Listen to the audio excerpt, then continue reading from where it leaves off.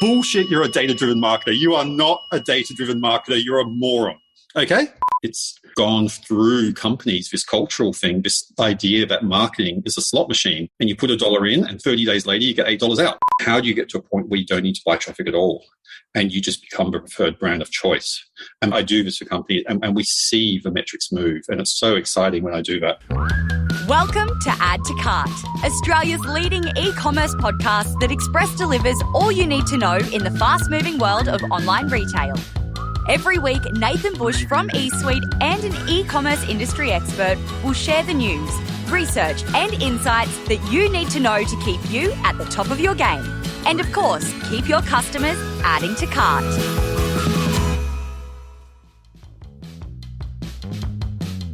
Hello and welcome to Add to Cart. My name is Nathan Bush, host of Add to Cart and director at e-commerce talent agency eSuite. Today's guest is the James Bond of marketing. Don't worry, no spoilers.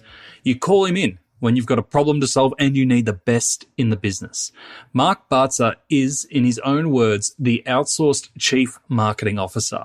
Before consulting, Mark led the growth for leading fashion brand Showpo back when they were a smaller fashion brand, much smaller, and has worked with clients including Catch, Menulog and Officeworks.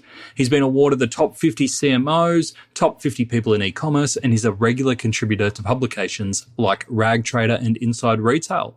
I wanted to get Mark on today so I could pick his brains on behalf of you, and for free. Kind of. I wanted to focus in on performance marketing because while it's not Mark's only focus, he's a well-rounded CMO, ladies and gentlemen. I know it's a point of agitation and confusion for many of you right now. Hopefully there's a few nuggets in here which either subside your fears or help you make changes to your business. We also touch on customer lifetime value, how to use performance channels for branding, and getting yourself into the shoes of customers, like for real. Not into their shoes, but actually getting in touch with customers. Before I get into today's episode, I want to let you know that enrollments for eSuite's e-commerce accelerator are now open. If you're looking to get into e-com or take your career to the next level, come and join in. Classes commence March 22nd, and you can sign up at learn.esuitetalent.com.au. All right, let's get into it. Thanks to our partners Shopify Plus and Signet. Here's our conversation with Mark Baartse from Mark Baartse Consulting. Mark, welcome to Add to Cart. Hey, Nathan. Good to see you again. We've been talking about having this conversation for a long time, and I put up on LinkedIn a call out for who I should have on the show in 2022. Your name, I think from memory, got the most votes, but then I also had a couple of your clients say, don't interview him because we don't want him giving away his secrets. Oh man, yeah. So you're my dirty dark secrets. That's right. We're here to dig your secrets out. Yeah, a lot of it's magic. You need some Eye of Newt and different things in there. And yeah, I mean, I don't know. I don't think I have anything about secret. I think a lot of what I do is actually pretty boring. You know, a lot of what I do is about helping people with marketing maturity. I kind of say, okay, well, you're at this, and so you're at step A. You're not ready for step Z. But how do we get you to B or C or D? Yeah. And that varies a lot from company to company. You know, like I'm working in one company whose budgeting is atrocious, and so they're spending money where they shouldn't be spending money, and that's, you know, that kills performance. And, you know, another company where they don't know how to use their own data. And I'm doing a pricing strategy project at the moment, which is really fun. I'd like to do more of them, trying to figure out how much we should be selling the products for. Doing a lot of stuff around lifetime value, around customer insights and brand strategies. So it's really, really diverse, but it's what's right. And you know, I'll often be doing multiple of those things for one given company. Yeah. And as a fly-in CMO for many, especially e-commerce brands in Australia, are there any problems that you find yourself continually solving over and over and over again? Oh, yeah, there is. Budgeting is a really common one. Most people don't have really good discipline around budgeting, and particularly for a lot of companies is forecasting. I'll give you an example. As a company I work with, you know, they were doing their budgeting basically just looking at the last 2 weeks' sales, which is working okay for them. But then what happened is this sale event happened in the US market in this case, which they weren't ready for. And by the time the event was over, that was like 2 weeks, and they'd missed it completely because they hadn't done their forecasting properly, and they probably left a couple of $1 million on the table because of that. And that's the sort of stuff I'm trying to prevent. Another thing is that people are really, really obsessed with just buying traffic. Just buy traffic, buy traffic, buy traffic, buy traffic. And look, that's good. It's a way to grow. But, there's only so much traffic you can buy. It just starts getting expensive and more pricey. And so how do you convert that traffic? How do you increase the lifetime value of your customers? How do you increase the average order value? But then how do you get to a point where you don't need to buy traffic at all? And you just become the preferred brand of choice. And that's where it really starts going. And I do this for companies, and we see the metrics move. And it's so exciting when I do that. See, now you're talking that magic. Now you're talking that minute stuff. Just on the budgeting piece, quick question on that, because we are diving into performance marketing today. That's where our conversation is going to be around. But on the budgeting thing, obviously, COVID, we've had ups and downs, and we're all over the place, especially with supply chain. What's your approach to forecasting in an environment like this? I got to admit, it's a nightmare at the moment. And I wish I had some magic formula for forecasting out of COVID. I don't. It's just a matter of being really, really adaptable. But a good, well set up budgeting process can pivot really quickly. But no, I wish over the last 2 years, because some companies I work for, I actually do the forecasting for them. Not all, but a few. And at the moment, it's just sticking your finger in there and making an educated guess, particularly as we were going in and out of lockdown, which for most companies, lockdown was a good thing revenue-wise. So, yeah, cool. So there's no magic formula. It's just staying on top of it and being flexible. Yeah, I think in some cases I was looking at where Victoria had their big early lockdown. I was and New South Wales going lockdown. I kind of looked for what was the impact on Victoria and then did some forecasts to project for New South Wales. But forecasting is ultimately backward-looking. Yeah. Cool. All right, let's get into the performance marketing, because it is a topic that is right at the heart of many of our listeners. We get so many questions around the state of performance marketing, especially with all the changes happening and what we are seeing around the decline of ROI, for lack of a better word, on channels like Facebook and Insta. So, what's your view on the landscape of performance marketing at the moment? Yeah, I mean, I'll start off with I don't call myself a performance marketer. I mean, I certainly do a lot of performance marketing, but I think that's like saying I'm a hammer carpenter or, I'm a, it just doesn't make sense. It's like, marketing is a full discipline, and anyone who focuses, I don't even like the term digital marketer, because it just doesn't make sense. It's like, I've got a bus campaign in market at the moment, and for that company at that time. No. I mean, I am a marketer who works with digitally led companies, and usually digital is the best answer, but not always. And so, I've run TV campaigns, I run bus ads. It's like, whatever. And marketing's a lot more than that as well, like pricing, that's marketing. I'm working on this pricing strategy project, that's marketing. But performance marketing, so what was the actual question here? Just on that point, do you think, because it's at eSuite, it's one of the most in-demand skills at the moment that we get from clients. We want someone to come in who can be in-house because we've outgrown our agency. We want someone in-house who has a performance marketing specialist. Do you think we need performance marketing specialists, or should every marketer be able to, work their way around performance marketing? Look, I know exactly. I talk to companies as well, and they say, and they give you these job descriptions and say, and you look at it, and maybe you want someone who's a complete agency in one person. You must get those job descriptions through, surely. And that they're just not going to do all of them well. They're just not, and that's fine. In a perfect world, I think every marketer should be a full stack marketer. I think reality, that's probably not going to happen. I do think every CMO should be a full stack marketer, though. I think that's important because there's so many different levers to pull, from diving into the data to doing brand strategy to working with PR companies or in-house PR and then looking at your Google ads and that sort of stuff. And if you're a CMO of a company who doesn't understand all those levers pretty well, I would question your ability to manage them properly. Sustainability and ethics lie at the heart of everything that Australian cosmetics brand Adorn Cosmetics does, and this extends to their packaging. They've used eco-friendly packaging since 2013, but when their orders went up to the next level, they needed a sustainable solution that could keep up with them.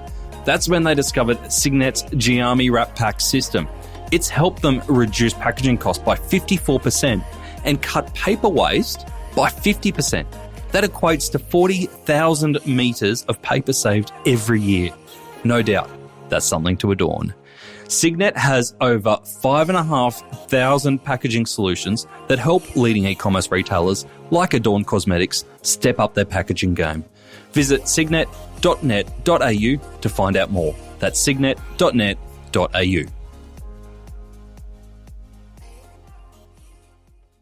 As a CMO, how deep do you have to go in your knowledge, especially around things that can get pretty complicated like performance? The deeper the better. You know, like everyone else, I'm strong on some things and I'm weaker on other things, but there's no major channel I don't understand. And, you know, there's some where I could work as a practitioner in, several I could work as a practitioner in. But, you know, sometimes, you know, people approach me and say, oh, you know, can you just run a Google Ads for us, Mark? And it's like, I can. Sure, I can run Google Ads, but I also can introduce you to someone who can do it better than me, cheaper than me. And so I spend a lot of my time doing introductions to the right people. And it's not just about the skill, it's about the culture, this is what you do for a living, right? It's about the culture fit. It's not just about, oh, this agency and this company are a fit. It's, you know what I'm saying? It's the right culture, the right fit, the right approach, the right pricing model, all those things. Yeah. So there's still a role for specialists, but at the CMO level and those leadership levels, you've got to actually get your hands dirty and know your shit around performance marketing, about all elements of marketing. I think so, yeah. I believe so. And not everyone agrees with me on that. So what is happening in the world of performance? We've obviously seen cookies come in. We've seen changes in the way Facebook and Insta are returning, new channels coming through. Do you still think it's a viable channel for e-commerce businesses, especially D2C? Yeah, it is. It just requires a bit more, you know, I think we had like this, I don't know, we use the term loosely, but this golden age where, you know, it was very easy to do. And one of the downsides to that is we have this entire cohort of marketers, people who do call themselves digital marketers, who've bought up, and they only have this one very simplistic way of looking at the world. And basically they just say, if I can buy and if the tool reports a positive ROAS, then I've succeeded in my goals. That's it. They have no understanding about the measurement, the attribution, the broad implications, about lifetime value, about all those things. And they just say, you know, that is. So I'll give you an example. A company I was working, there's like 2 or 3 marketers in that company who are those sorts of people, you know, probably mid-late 20s, bought up in digital. That's the only view of the world they have.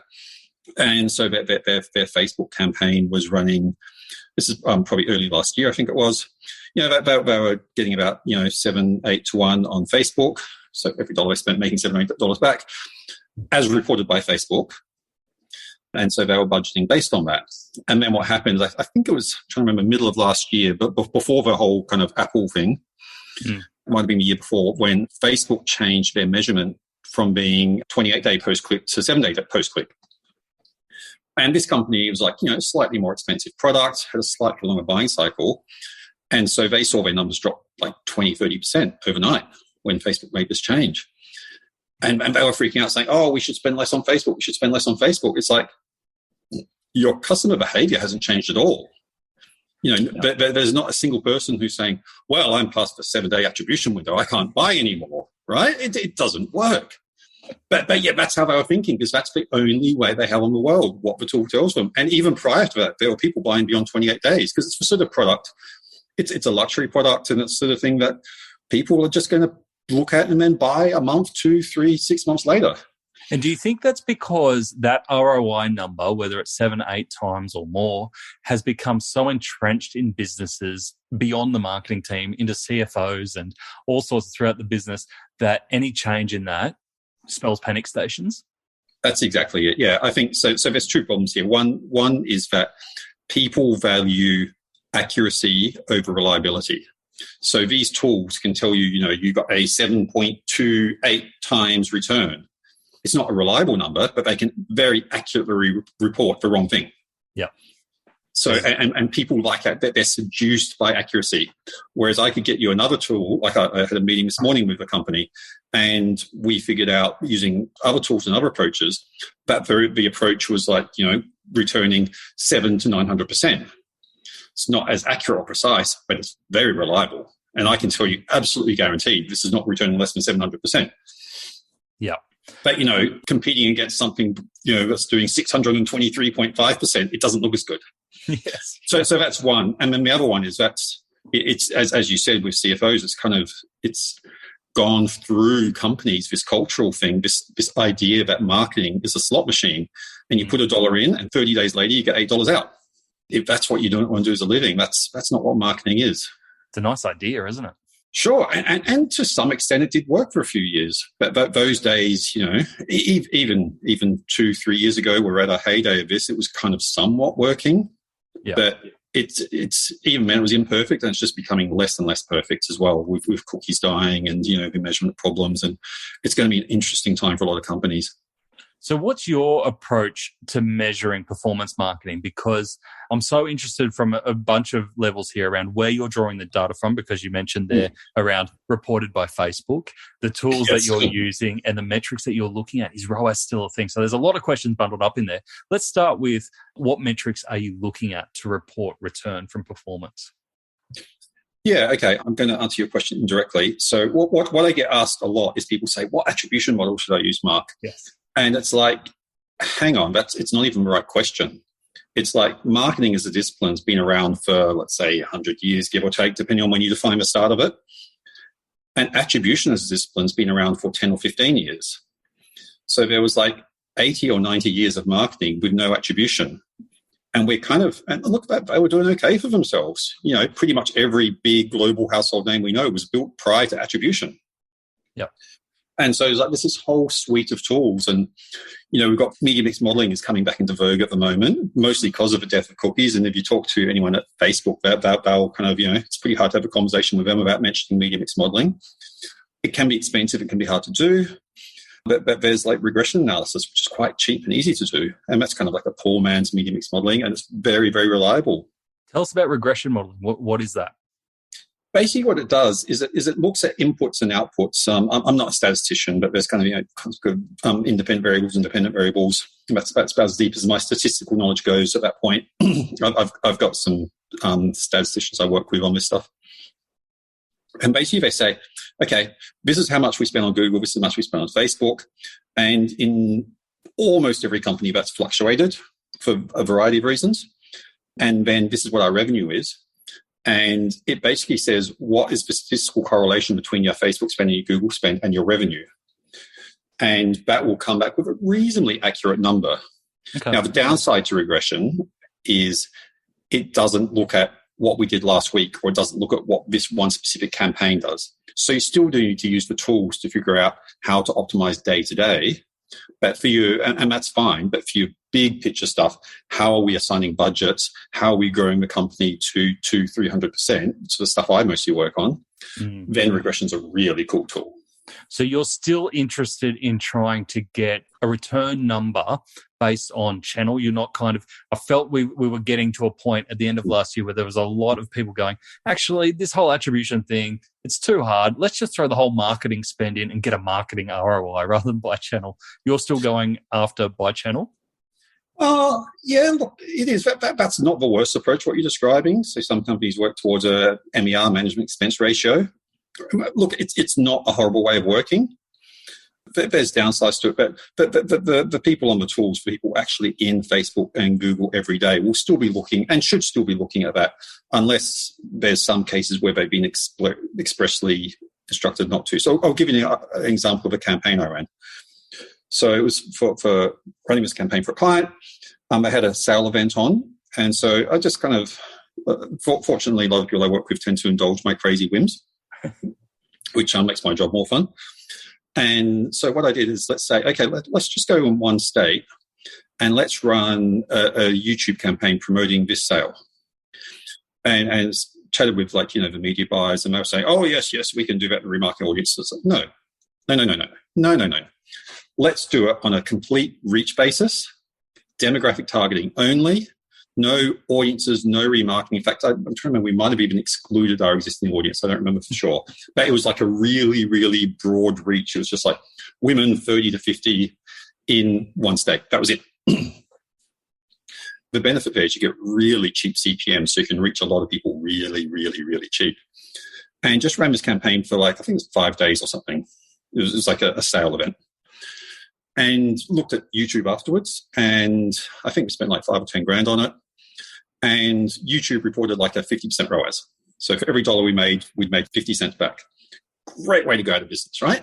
And it's like, let's just hold on a second. Let's just hold on here. And so then what we did is we looked at the revenue in that state compared to every other state and used them as a control group, and nothing special was happening in the state. There was no lockdowns going on at that particular point in time.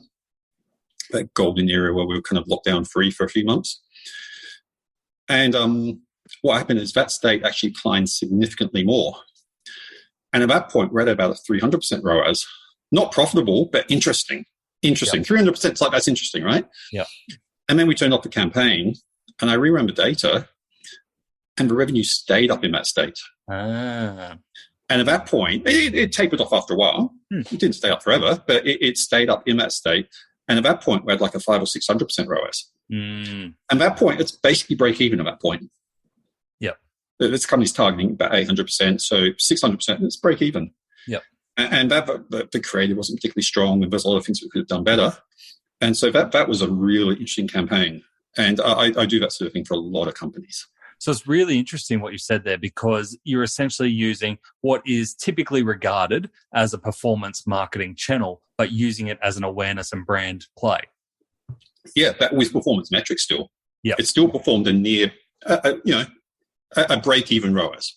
Yeah, okay. And there's other ways to structure it. That was a very tactical one. There's another company I did a very similar campaign with, but we've been running it for 3 months.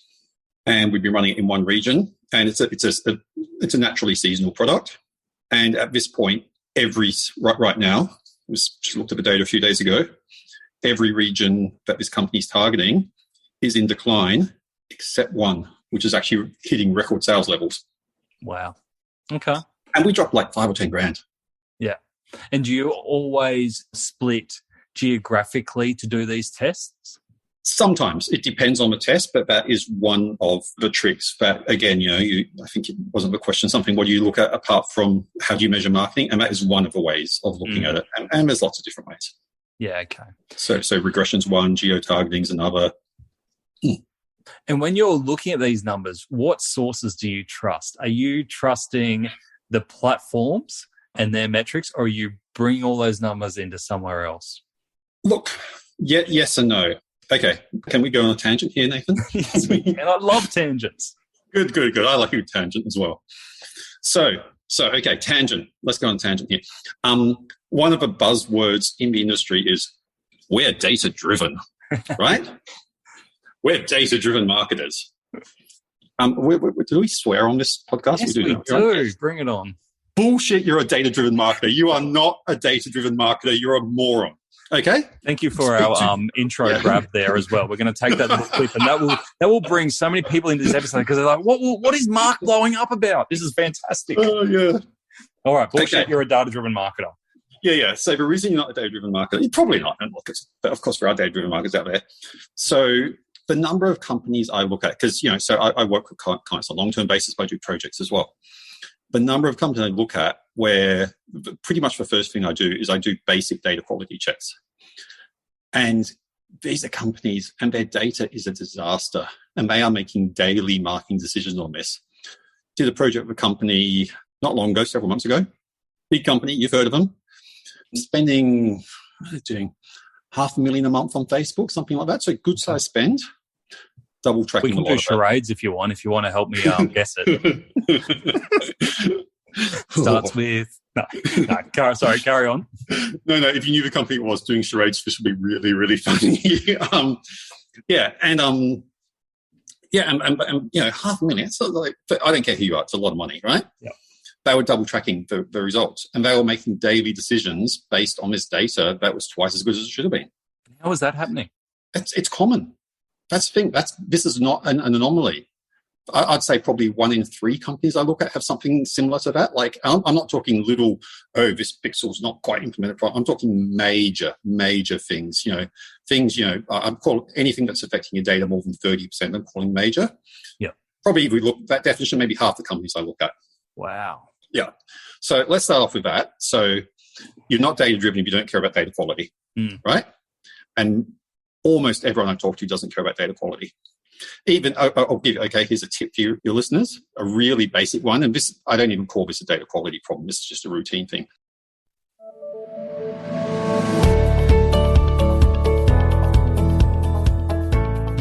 I'm not sure I want to endorse this one, but here goes. COVID-19 sparked a huge demand for homewares. I'm very aware of this. But it's not a user experience that is easy to get right. Sarah, my wife, seems to have no trouble. That's why Crate and Barrel Singapore re-platformed over to Shopify Plus with Shopify POS to deliver a seamless customer experience. They upgraded to enable virtual consultations, real-time inventory, and ERP integration. The result for Crate and Barrel? A 350% increase in loyalty signups and an experience ready for expansion through Southeast Asia. But seriously, let's just keep this one on the lowdown, hey? To read more of Crate and Barrel Singapore's story and see other case studies, visit the customer section on shopify.com.au/plus. When people, half the companies these days running on Shopify, they start their Google ads and they implement it so that, because it's easy to do, they use Google Analytics for tracking. But Google Analytics tracks differently than Google Ads does. Mm. And so you're actually getting a lot less data, and even quality aside, Google Ads will give you a higher volume of data, which allows Google algorithm to optimize better. Okay. Let's figure out how you're measuring and how you're tracking. Just from a pure algorithmic optimization perspective, you're better off using the Google Ads pixel than the Google Analytics pixel. But it takes an extra half hour to do. Kind of makes sense too, because you're paying for Google Ads, aren't you? Whereas Google Analytics, why would they give it to you for free? It's just easy to implement. That's all. In Shopify, if you just follow the dotted line in Shopify, you end up doing it that way. Yeah. So there's one thing. And then even if your data is accurate, most people don't understand the data. I mean, I was interviewing for a very senior head of performance for a big company a while ago. And one of the questions, we had pretty open budget. It was we just wanted the best, right? That was it. We just wanted the best. Whatever they charge doesn't matter. We wanted the best person. And one of the questions I asked them, and they were mostly agency people, multi-million-dollar budgets routinely, they're managing for clients, and I asked them what's the difference between post-click and last-click attribution. None of them got it. Not one. Oh. Yeah. I definitely echo your sentiments, and I've seen this as well, not as often or as much as you have, but I feel it comes from no one having an ownership of the data as well, is that you might have had a bunch of e-commerce coordinators or managers coming through, even marketing people, putting pixels around, setting things up, but there's no documentation, there's no understanding of exactly how it's all pulled together. Yep. Yeah, no, that's often the case. But you can't call yourself a data-driven marketer if you haven't confirmed your data quality and if you don't understand what data means. If you can't tell the difference between last click and post click, then you don't understand your data and you're not a data-driven marketer. Yeah. So data-driven marketer, what's the ultimate source of truth for them in a marketing sense? I don't think there is a single source of truth. I think that's a bit of a myth.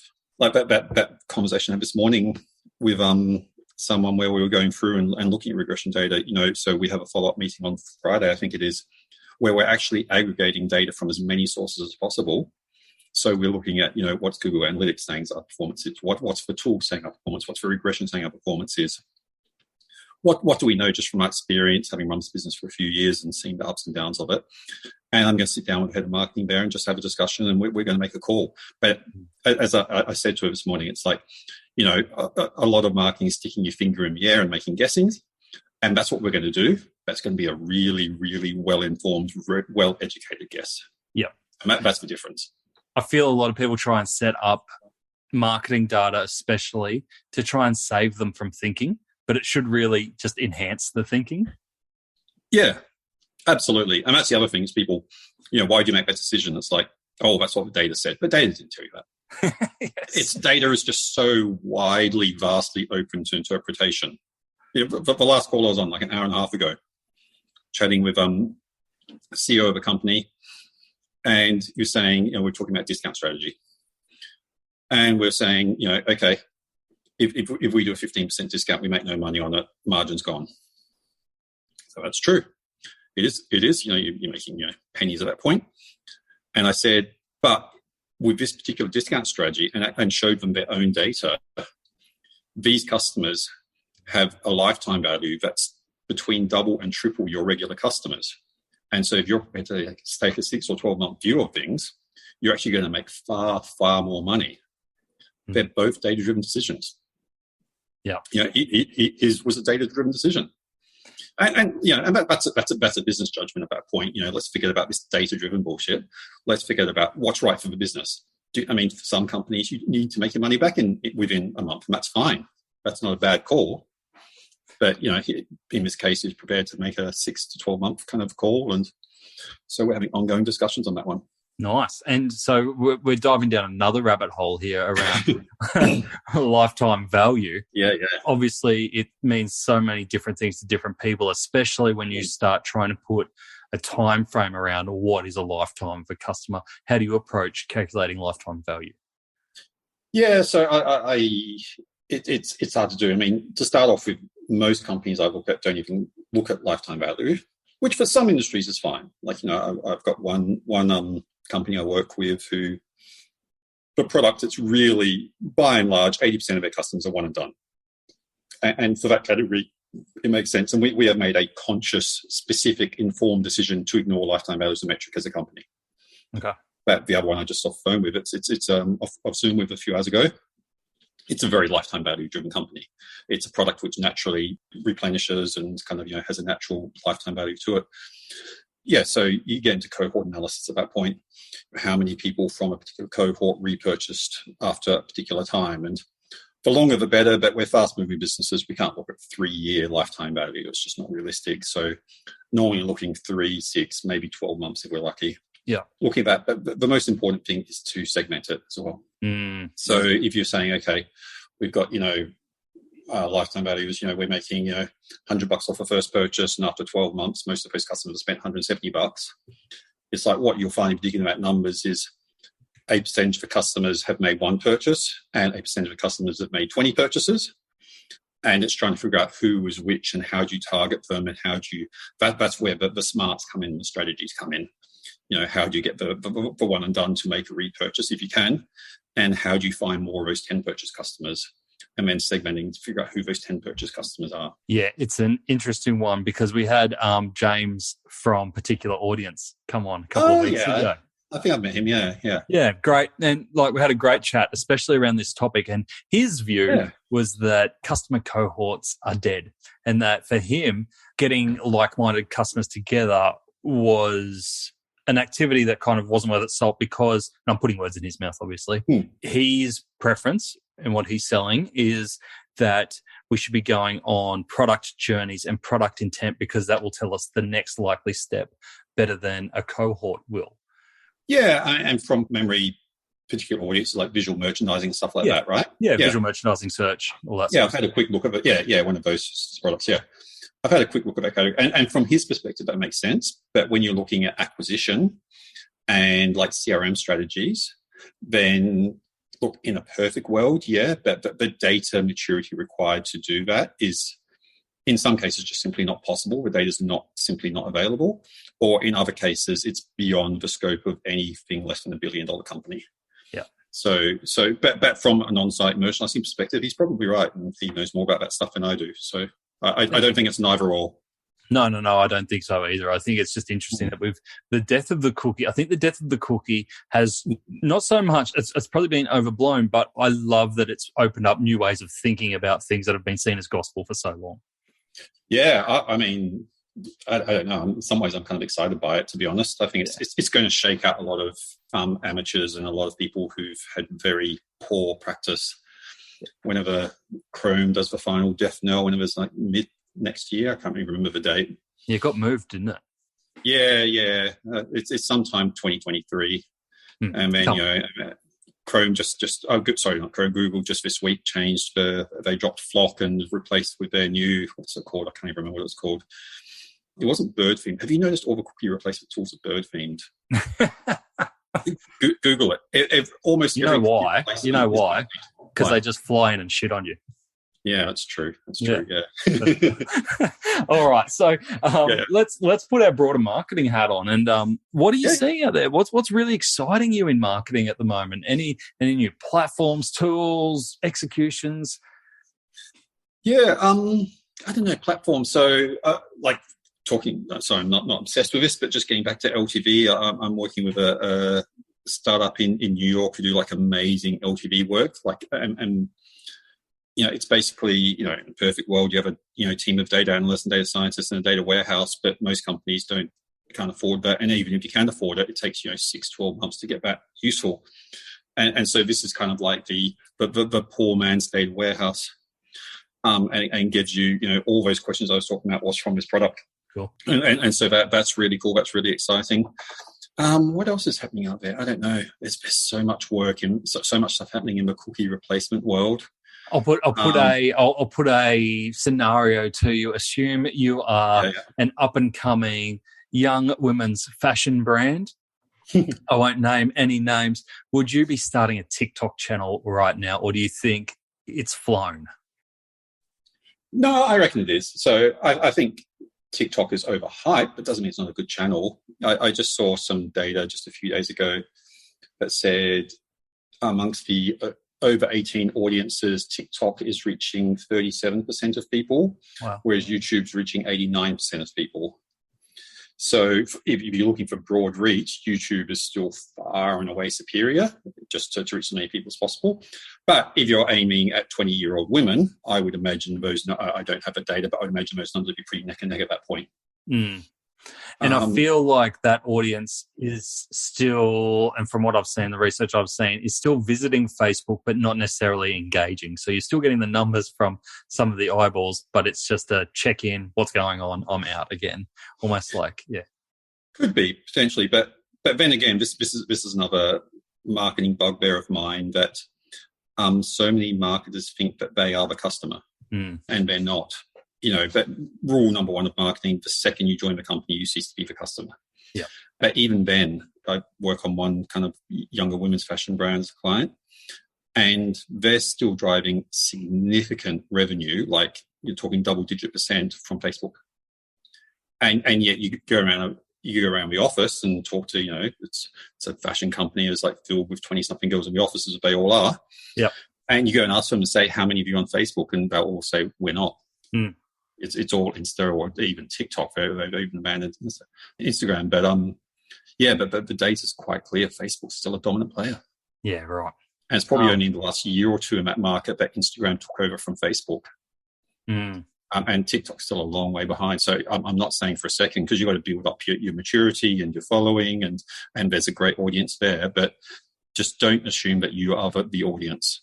Such a great tip, because even if you are 100% fit the cohort and you fit the brand, as soon as you're within an organization, your viewpoint changes on that world. It all of a sudden becomes you're the center of it, and that you think customers care all about you, when really you're a passing scroll for most customers. You're not the center of their lives. What are some of the tips or the tactics that you've got for marketers to put themselves back into the real shoes of customers? Oh, that's a good question, man. Okay, so one I've been going on this for years and years and years, and it still hasn't stuck, so I'm going to keep going on it, is talk to customers. And you're crazy. I know, isn't it radical?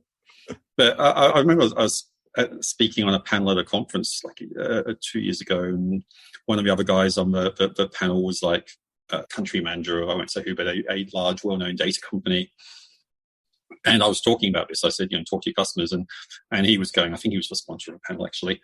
And he said, oh, yes, through our data platform, we enable data-driven conversations with customers. It's like, okay, I'm going to say it again. Bullshit. There's no such thing as a data-driven conversation with a customer. Look at your own personal experience. When have you had a data-driven conversation with a company? It doesn't happen. It's not real. And I said, no, actually, hi, I'm Mark. Pleased to meet you. What's your name? Great. And look, there's, it doesn't necessarily need to be literal like that, but one of the basic things I do for companies is, I'll give you an example. So the company I work for, they have free shipping and free returns, right? And in their space, in their niche, that's quite unusual. So that's a unique value proposition. And so what I did is there's a process called remote unmoderated user testing, where you actually set a bunch of questions. People record themselves while using your website answering these questions. So you say, hey, find a product you'd like, go add to your cart and go do this. And then, go and you set them a bunch of tasks, and they do it 10, 15 minutes usually. And I got 5 customers to do this. And I think 3 of them got to checkout. So they found a product they liked, they added it to cart, they got to checkout. And, at the checkout, you're always kind of eyeing off what's the shipping price. And then it said free shipping. And 3 or 5 said, oh, wow, free shipping. That's so good. But they should know that before they get to cart, right? That's obviously going to increase their chances of adding to cart. Otherwise, it's just a bonus, isn't it? Yeah. And so what happened is like I was watching these. I still remember it was like a Friday lunchtime. I immediately went to that A/B testing tool. Within an hour, I'd set up an A/B test to promote. But they said free shipping on their site. It just wasn't clear enough and people weren't noticing it. I just went and added this tag that said free shipping, free returns underneath the add to cart button. Ran that as an A/B test. Revenue was up 10%. Went and changed the wording a bit to, I think it was free shipping and risk-free returns or something. I can't remember I did an ABC test. That's right. I did like a few different copy changes. Revenue was up another 10%. So we got an incremental 20% in conversion rate with 0 extra media spend based on me spending an hour and a half watching videos of customers. Yeah. Now tell me tools, we're talking like $20 a month kind of tools, aren't we? You normally pay per head. Yeah. So I think that tool I was using was $20 a head. So it cost us like $100 to do that. Perfect. This is a company doing, tens of millions a year. And so they just added another, 2-3 million a year in revenue and open up new channels. So it's great. And that's, I can give you like a dozen stories like that. Yeah. And it's so good too, because a lot of times, take your free shipping example, you might go, I don't think people are seeing our free shipping. And you say it to the team and the team are like, yeah, it's right there. Like it's there. It doesn't mean people see it. Yeah. Just because you put it there, the problem is not communicated until the customer's seen it. Yes. And I have that all the time, but people say, but it's there, it's on our site. It's like, I don't care. If they don't see it, it doesn't exist. Exactly. Just on that talking to customers as well, I love that idea around A/B testing, key messages, key paths, but just talking to customers. And I think I've said this before on the podcast, but it's as simple as what we've done with some of the clients that I've worked with is go, every month I'll give you a report of your top 3 purchases. Just ring those people who purchased those items and just say thank you. And you never know what they're going to say. And it just has that connection straight up. And you get that kind of intel on your customer so quickly. Yeah, that's great. That's an awesome thing to do. Yeah, and easy to do. It's like that free shipping add to cart example I just gave. Most people, when they're doing A/B testing, they just poke around Google Analytics, right? Tell me where you find that report in Google Analytics that people aren't noticing free shipping. It ain't there. And I'll tell you what, because I do a lot of A/B testing, a lot of CRO. I'm obsessed with it just because most companies just don't do enough of it. And while I mostly do strategy, that's one thing I kind of do tend to get a little bit hands-on with. And I'd say probably 8 out of the 10 biggest wins I get are based on user testing, not analytics data. I do. Yeah, I look at analytics. Absolutely, I do. But it's a minority. Oh, and I tell you what, there is no worse feeling in the world than watching users use your site that you've developed and you've built and you've spent all this money and time on, and they go, the free shipping button is just there. It's there. It's there. Click it. And getting so frustrated and you go, I shouldn't be frustrated at the customer. I should be frustrated myself.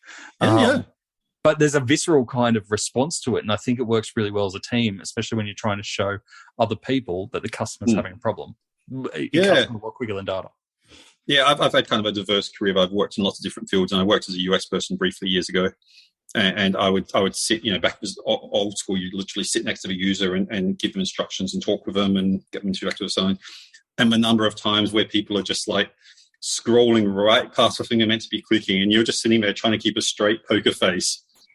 And you just like went away. It's right there. It's right there. But that's my problem to solve. Yeah. My favorite saying of all time is, don't make our problem the customer's problem.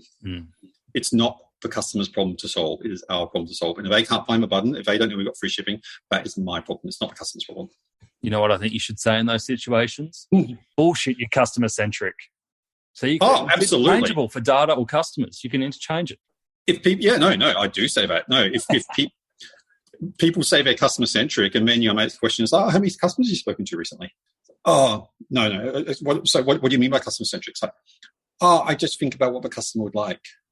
It's like, and how do you know what the customer would like? I think they're probably the same as me. It's like, they're not. They really, really aren't. I promise you. Yeah.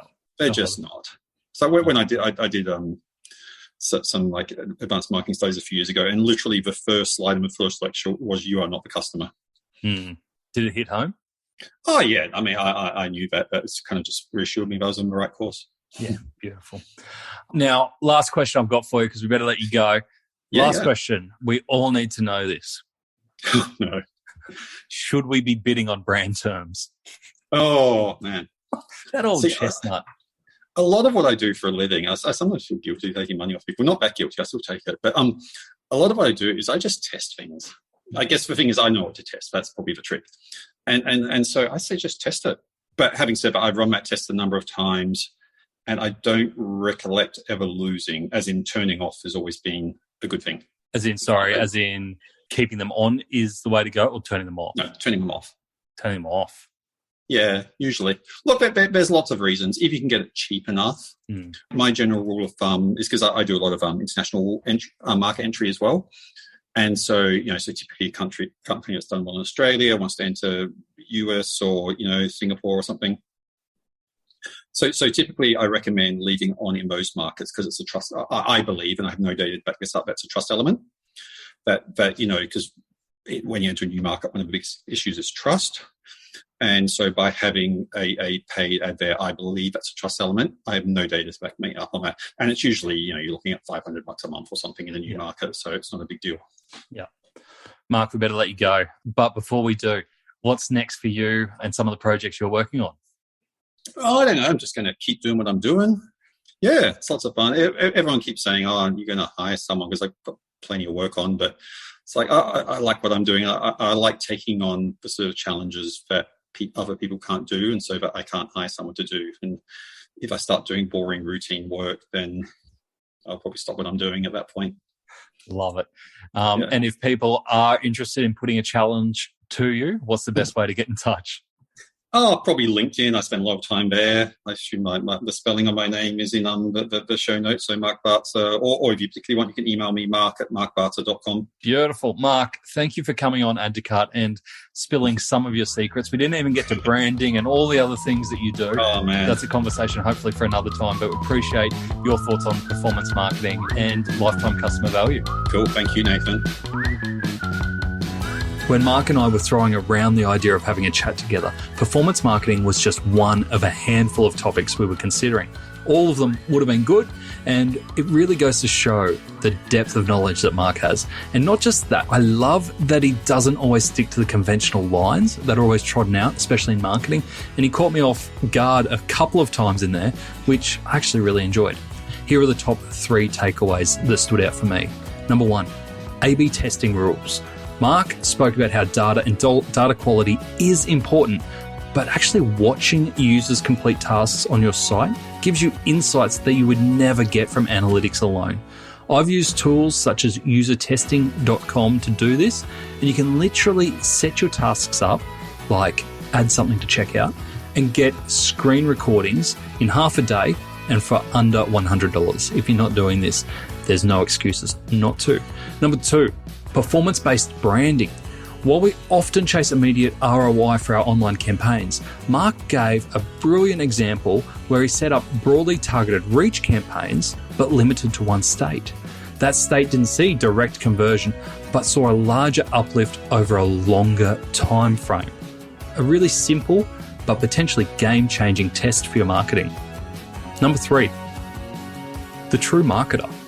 I 100% agree with Mark that there should not be a title of digital marketer. It is redundant. Why limit yourself to one set of tools? If you're a marketer, get comfortable with all the tools at your disposal, even if you're naturally better at 1 or 2, which you will be. Pick a channel or 2 that you're not familiar or comfortable with and just get experimenting.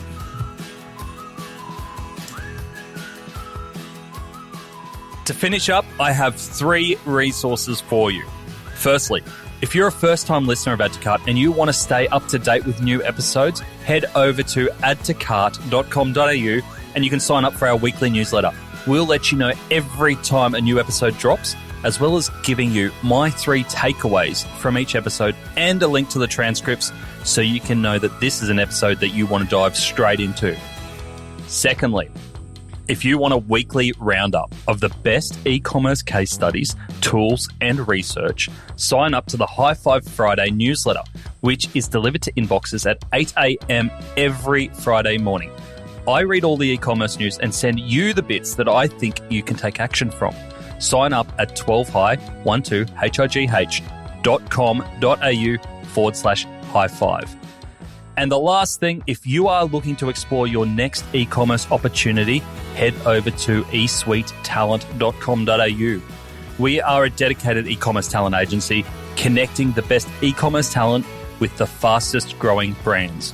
Check it out, sign up to the email, and get in touch with me if you want to discuss your next move. Until next time, thanks for listening and keep those customers adding to cart. It's finally happening. Registrations for eSuite's e-commerce accelerator program are now open. If you're looking to get into e-commerce, upskill in e-commerce, or just want a refresher, we've got you covered. I've taken the lessons from my e-commerce career and the insights from all the e-commerce leaders I've been lucky enough to speak with here and distilled it into 10 weeks of e-commerce learning.